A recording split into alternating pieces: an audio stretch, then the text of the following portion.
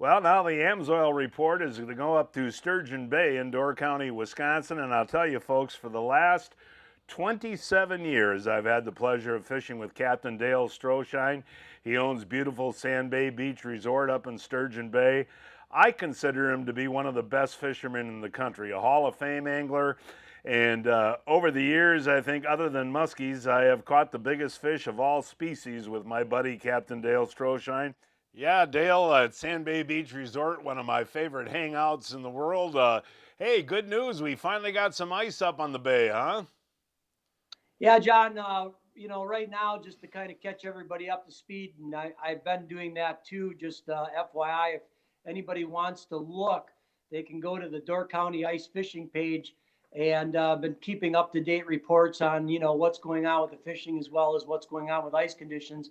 But catch everybody up to speed, the lower bay, from the mouth of the river down in Green Bay all the way up towards Chambers Island right now, John, looks like it's all iced in and as well as the West Shore. Well, I want to tell everybody, and I talk about, the Lake Michigan system, Lake Superior system. Go with a guide. I mean, or go with somebody that really knows what they're doing, because especially this year, ice can be kind of tricky, right? Well, yeah, you hate to, talk about that stuff. Obviously, not to deter any business, but in the same token, it's definitely a reality. I mean, it's something that and the one thing, John, I've noticed where people make a lot of mistakes is they'll see somebody just out on a bay just fishing, and they think that gives them the green light to proceed anywhere they want. And that's something that I stress, that that's not how it works. That person probably has drilled his way out and checked ice thickness, and there's many of things that fall into place that will change ice thickness. What we're experiencing now more recently here is warmer falls.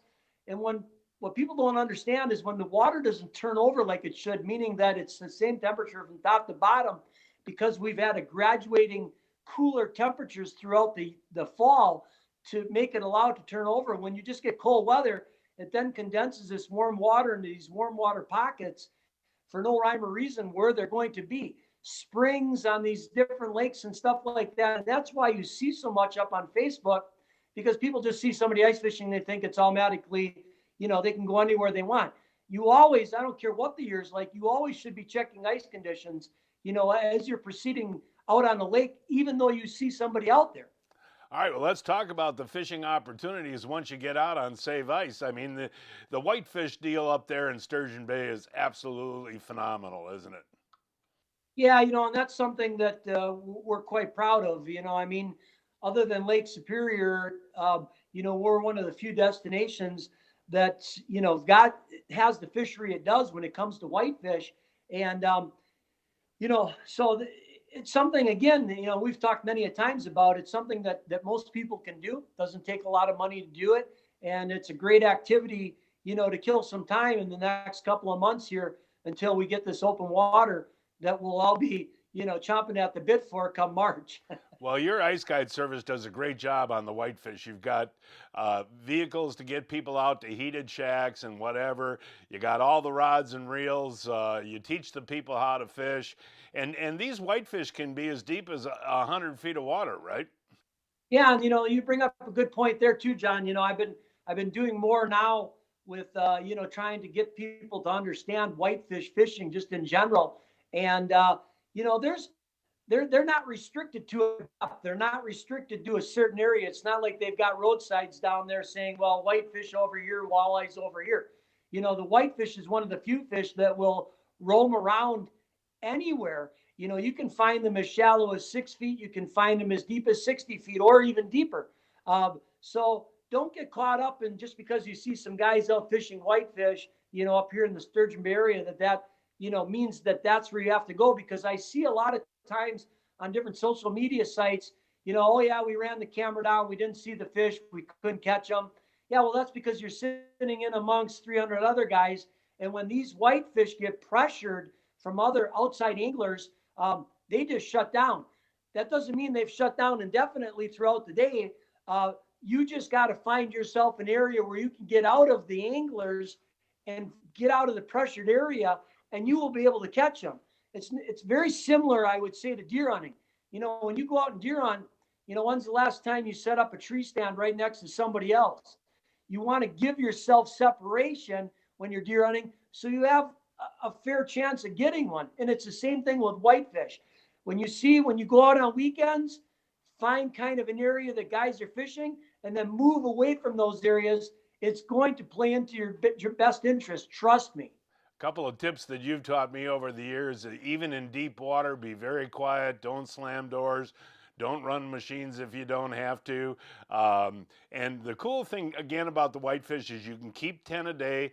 There's places up there that where that you can have them cleaned or smoked, and it's wonderful. Now, how about the walleye fishing? It's real early in the year. The walleye fishing is usually good in March, but can you give that a try this time of year? Well, and the one thing I always stress, and as well as my wife, this is an area where you're going to come and do numbers of fish. This is an area where you're going to come to where you're looking for a fish of a lifetime. Right. And that we have. You remember, well, John, I mean, we were fishing together March 21st of 1995. I caught the world record walleye. Right. There's two categories for ice fishing. You have pole and line and tip up. And I did catch the pole and line world record walleye. So this is an area that does give up big fish. It's always been noted for that. And it's never, I don't want to say never because that's a strong word. It's more than likely never going to, it's more than likely not going to be a spot where you're going to come to where you're going to get multiple walleyes. When you're looking for those type of destinations, Lake Winnebago is going to play into your favor better. Lake of the Woods, especially, this is another region, Red Lake up there in Minnesota. These are different areas that you want to go to when you're looking for, multiple numbers. Saginaw Bay, Michigan last year, I heard, if they have ice, right, they gave up a lot of good numbers of fish. But Sturgeon Bay, if you're coming here, it's not that you can't have days where you can go out and get 3, 4, 5 of them. Remember, as of March 2nd, John, we do go down to one fish, and that's it. And it's one fish up until the opener, which is the first Saturday of May, and then it goes back to the 5. Keep in mind, the Fox River is always 3, and there's no size limit other than in the spring. Again, in the spring, they allow just one fish there, and it's over 28. So make sure you're brushed up on your regulations just so you don't get caught up and end up having to pay a fine. Well, hey, buddy, thank you so much for your time. You guys got any openings for whitefish ice fishing up there right now? What's that? Some during the weeks. I'm getting information from Karen sitting in the living room. Some during the weeks, a little bit on weekends, but things are looking pretty good for us that way. But by all means, please, if anybody ever has any questions in regards to fishing, just like me on my fan page, Dale Stroshine, and then ask me questions, and I'm always more than happy to help, John. Thanks, Captain Dale. You're welcome, John. Thank you, guys.